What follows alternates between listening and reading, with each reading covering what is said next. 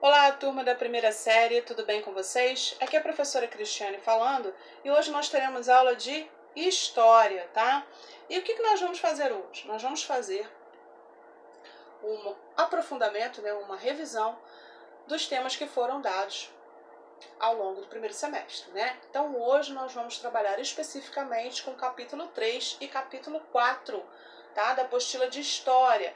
Mas eu selecionei alguns temas, tá, pessoal? Vou focar em alguns temas que eu acho que são importantes, né?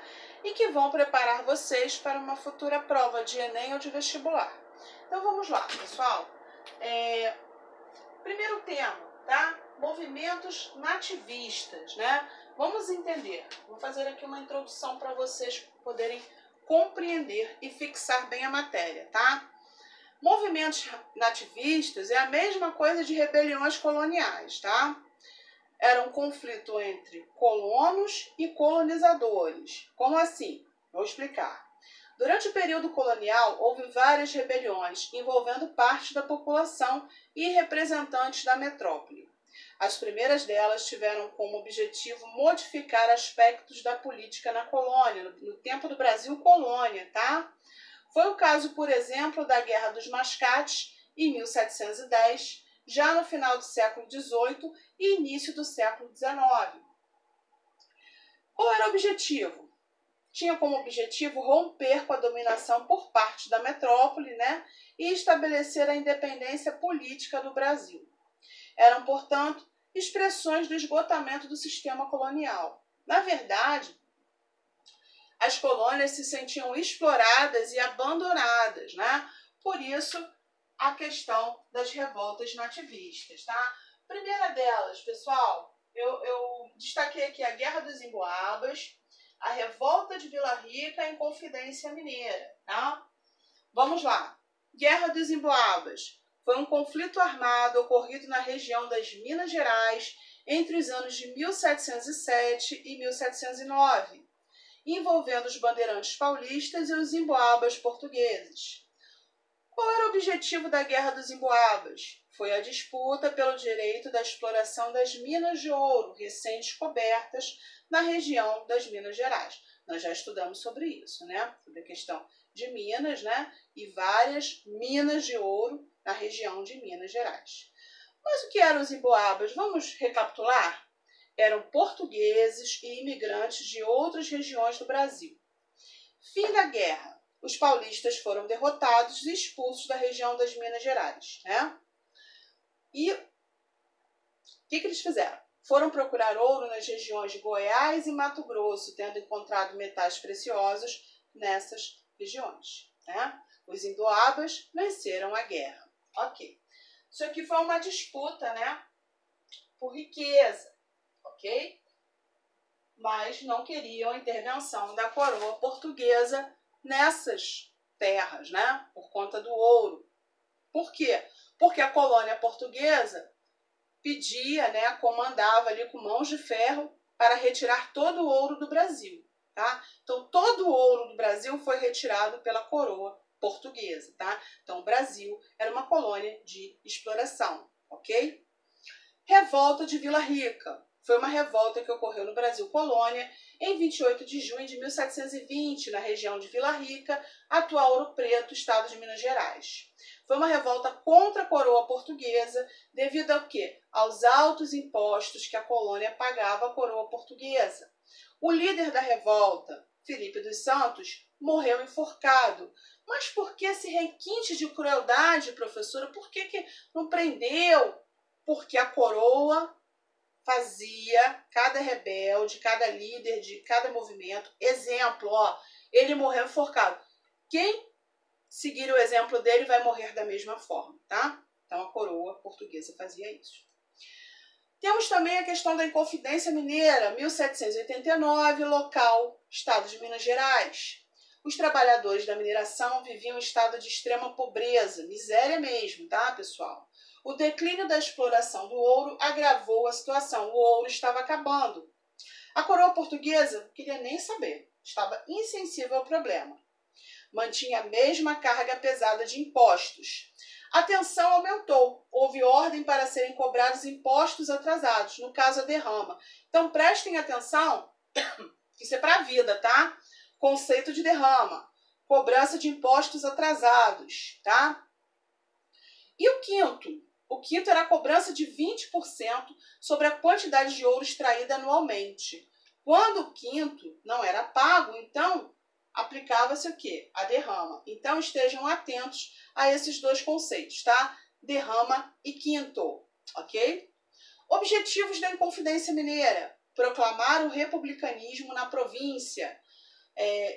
Queriam que suas dívidas fossem perdoadas, que os escravizados, nascidos no Brasil fossem libertos. Quais eram os inconfidentes? Cláudio Manuel da Costa, poeta e fazendeiro, formado na Universidade de Coimbra. Inácio de Alvarenga Peixoto, minerador e fazendeiro. Tomás Antônio Gonzaga, poeta e jurista. Toledo e Melo, padre e minerador. Joaquim Silvério dos Reis, traidor. Joaquim José da Silva Xavier, o mais pobre dos inconfidentes, né? O Tiradentes.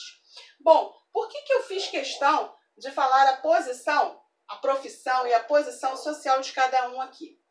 Para vocês poderem entender o seguinte: as ideias e os ideais, né, de proclamar uma república na província, né, do Brasil ser liberto, né, a província principalmente ser liberta do jugo da coroa portuguesa, essas ideias eram ideias inspiradas nas ideias iluministas. Mas, professora, como assim? Como é que essas ideias chegaram aqui no Brasil, né, se não havia comunicação com o mundo exterior, né, com outros países? Vamos colocar assim.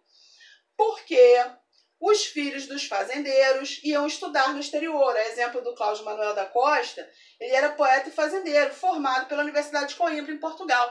Então, o camarada ia estudar lá, o filhinho do fazendeiro ia estudar no exterior, voltava com livros escondidos, porque era proibido livros na colônia, tá?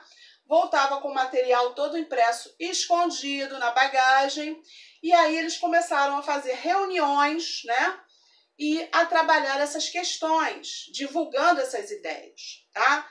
Então, o iluminismo inspirou a Inconfidência Mineira, tá, pessoal? Isso é muito interessante, né? E à custa de que os filhos dos fazendeiros foram estudar no exterior? Às custas de mão de obra escravizada, ok? É isso aí. Então, vamos lá, pessoal. Como eu já falei anteriormente, né, os Inconfidentes já tinham notícia de independência dos Estados Unidos em 1776 e da Revolução Francesa de 1789, o que os motivou a tentar sair, né, do jugo da coroa portuguesa. Porém, sempre tem um X9 na parada, né? Joaquim Silvério dos Reis, perdão, gente, em troca do perdão de suas dívidas com a coroa portuguesa, delatou, denunciou os Inconfidentes. E aí ocorreu punição. Prestem atenção no nível de punições, tá? Os Inconfidentes foram presos e degredados para as colônias portuguesas na África. Tiradentes, como era o mais pobrezinho da turma, foi condenado à morte em 21 de abril de 1792, com requintes de crueldade.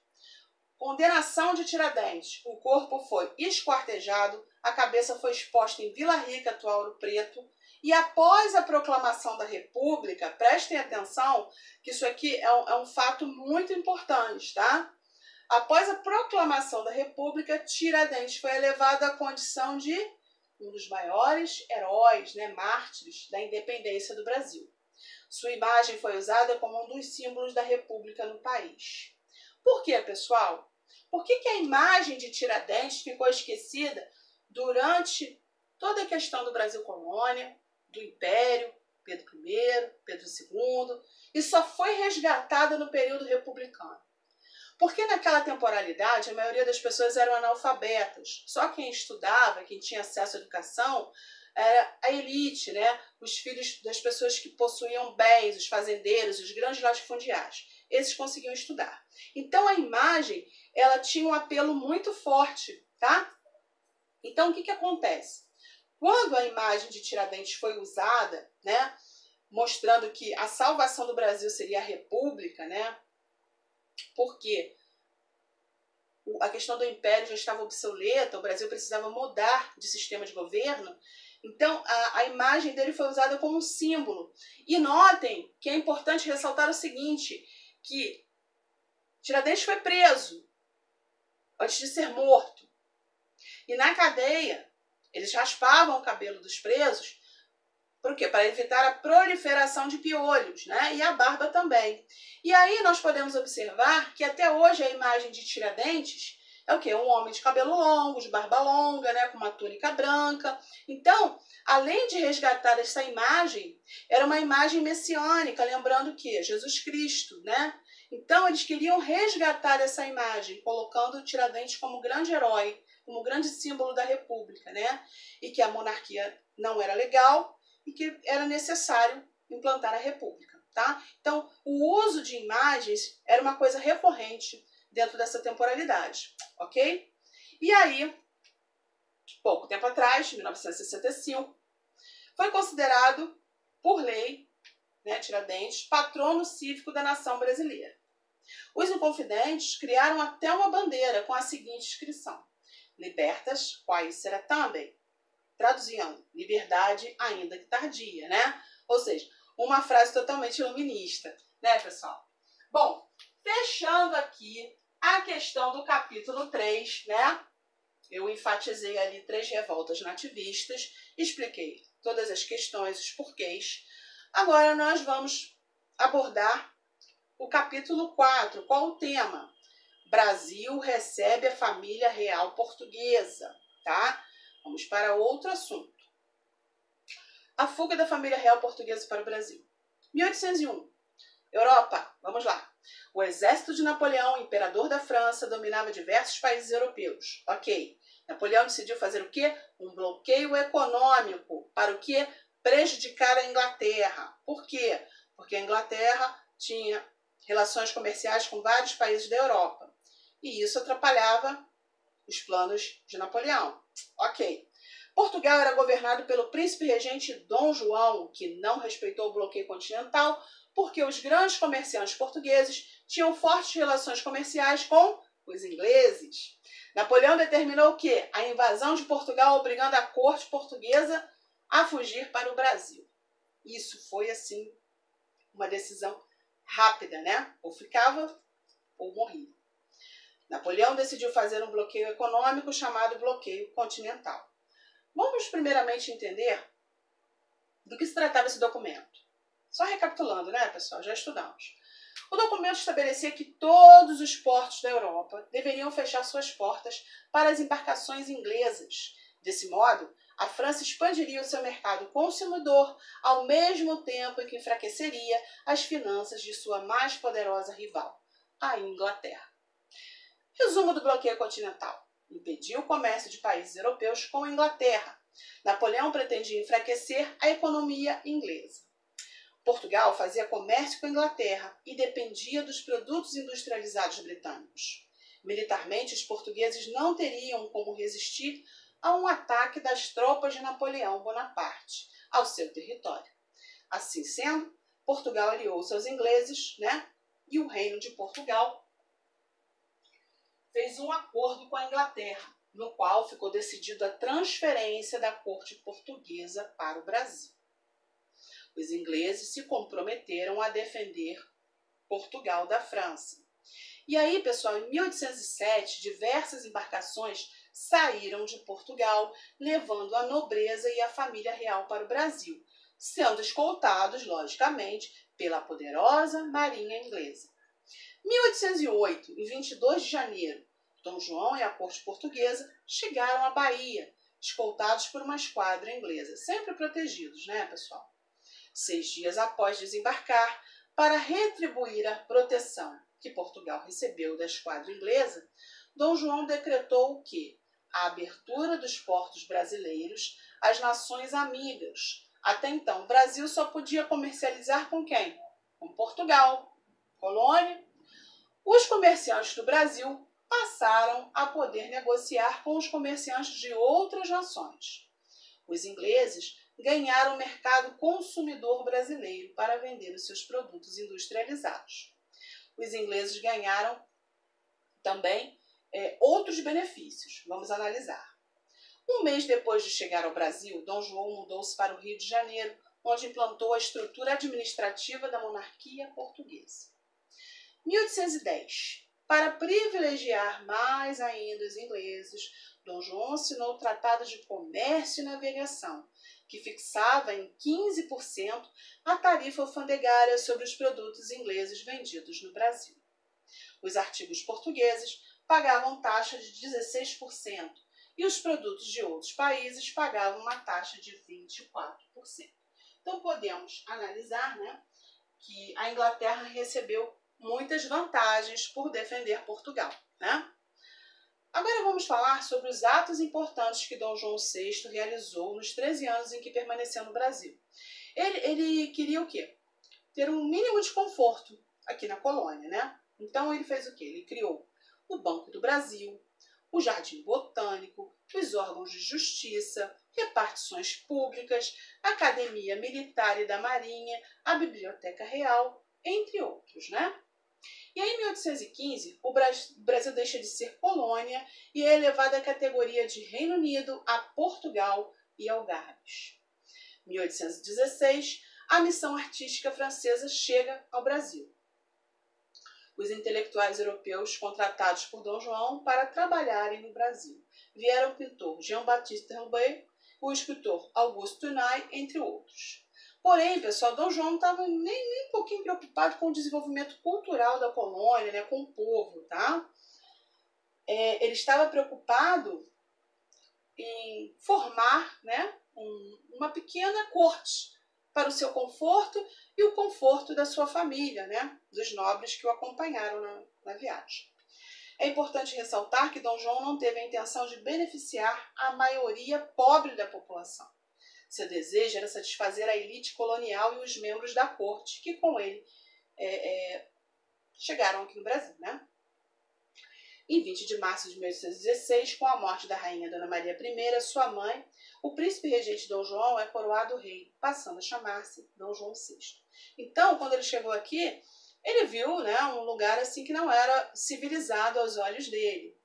Então, todos esses atos aqui, todas essas realizações, todas essas obras, foi com a intenção de colocar assim, o Rio de Janeiro como se fosse uma pequena corte, para ele ter um mínimo de conforto, que lembrasse um pouco a Europa, Então, temos que entender o seguinte, ele não estava preocupado com o povo brasileiro, e sim com o seu próprio bem-estar, e o bem-estar da sua família, e dos nobres que o cercavam. Ok, pessoal? Entendidos até aí? Bom, eu vou ficando por aqui, Vou finalizando a aula de hoje. Dicas para vocês poderem fazer uma boa prova, Estudem a apostila, perdão, pessoal. Estudem a apostila, Grifem, façam um resuminho, assistam a videoaula na íntegra, E, de posse de todos esses elementos, eu tenho certeza que vocês farão uma excelente prova, tá bom?